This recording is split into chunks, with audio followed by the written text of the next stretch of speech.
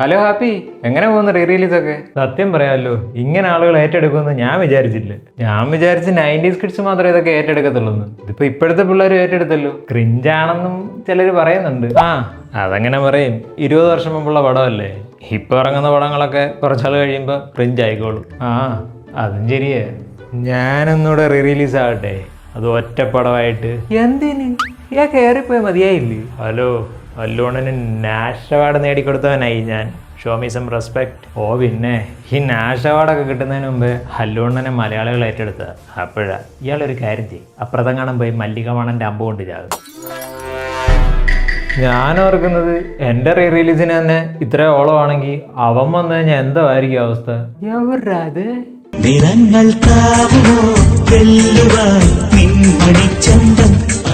ഈ വീഡിയോ ഞാൻ ചെയ്തതിൻ്റെ ഒരു വ്ലോഗ് ചെയ്തിട്ടുണ്ട്, അത് കാണാൻ വാച്ച് ദ ഫുൾ വീഡിയോ.